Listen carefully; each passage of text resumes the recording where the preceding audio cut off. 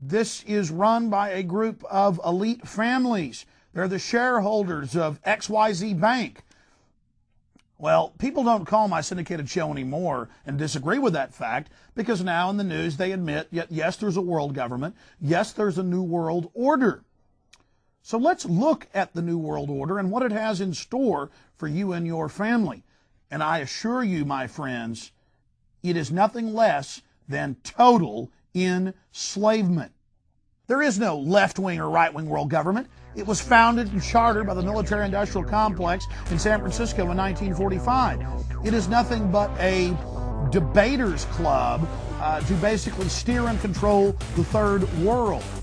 The UN plays the good cop in military affairs, while the former Soviet Union and the United States play bad cop as the global government is expanded. Now you see the EU, the Pan American Union, and the Asian Union that were formed decades ago, merging their currency systems and their laws. And still, the average American, the average European, the average Asian has no idea that this system has already taken control of their lives. A lengthy 31-page report in the national newspaper of Australia, the Sydney Morning Herald, read, "Manifesto for World Dictatorship." And in the article, they call for a liberal world government controlled by the United Nations and announced that the bad cop is America running the fascistic world domination racket. But if you inspect the IMF, the World Bank, the finances and controls, the UN, the central banks of nations around the world, you look at the World Trade Organization, the World Health Organization, it's all funded, shared, and run by a tiny cabal of high-level bureaucrats that serve the international banking elite that also owns the military-industrial complex. So again, they've spun the debate to what type of New World Order will you have? The UN and the World Council of Churches has been calling and writing the textbooks for a one world religion, billing that as the only hope for world peace. We see CEOs, we see leaders from Mexico, the US, Canada, Chile, calling for getting rid of our borders, merging our social security systems and our police and military. Deals have already been signed in late 2002 for, quote, Mexican and Canadian troops to deal with American terrorists and for peacekeeping. My friends, peacekeeping is the disarmament and enslavement of the people. The New World Order also allows European Union-controlled and financed corporations to buy up critical government services like waste, water, and electricity. Privatization isn't private at all. It is simply a partnership between select corporations that act more like organized crime rings or modern pirates allied with government, bringing you this tyranny. The Project for a New American Century, founded in 1997, was run by Dick Cheney, Jeb Bush, Wolfowitz, and of course Secretary of Defense Donald Rumsfeld. And the Project for a New American Century called for a New World Order in its writings that can be viewed at their website. They said that there needed to be a, quote, Pearl Harbor event to speed up the New World Order and to get the American people behind a national draft and behind a war of aggression against 62 countries, a war that Bush has said will last generations. But the New World Order also goes back into history. They orchestrated World War I, and they've bragged about it. And they tried to get their League of Nations, the first UN.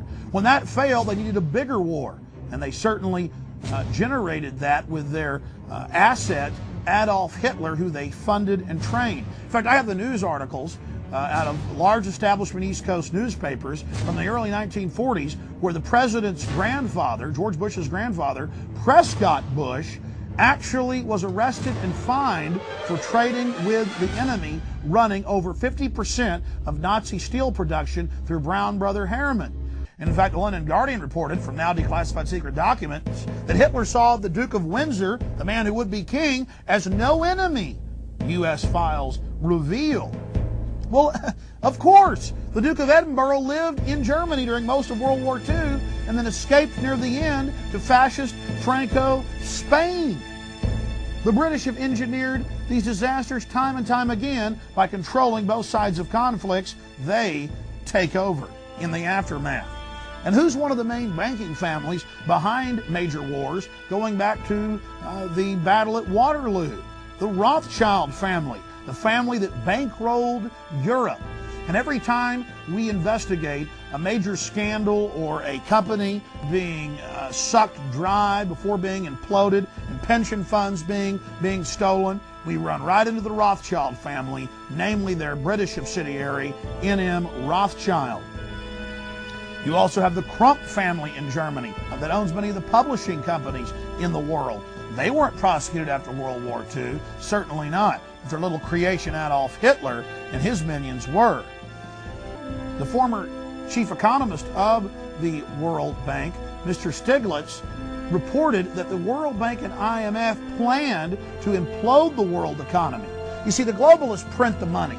They gain their power out of creating bubbles, then bursting those bubbles, creating depressions and recessions, and getting control of assets, corporations, and private property. The globalists control the boom and bust system. IMF unveils details of a plan for international bankruptcy system. What a scam. They go into third world countries, their documents show, pay off the leadership to not pay their debts, and then to sign over the natural resources and the population themselves, as well as their public lands, as collateral on a debt that the IMF and World Bank printed up off their printing presses at absolutely no cost to them. Think about the erosion of America's sovereignty. We have Mexico going to the Hague court to intervene on behalf of Mexicans on death row in the U.S. And guess what the World Court did? They told the U.S. Supreme Court to freeze Mexican executions. And guess what? The Supreme Court did exactly that. Ruth Bader Ginsburg said, oh, we definitely agree that you are the authority. Already, our courts under the control of the United Nations. And we have the International Criminal Court coming to life, and it doesn't even respect the basic rights contained in the Magna Carta, much less the Bill of Rights or Constitution. We have to learn to say no. If you want to put a stop to this, we have to educate the police, and one of the most important elements is getting control of our local governments, getting people elected, whether they're a Republican or a Democrat, who will simply say, no, we're not going to have black tanks driving around and helicopters looking through walls and police checkpoints with the military. We're not going to allow that because we've seen this escalation. And Americans have to learn to say no.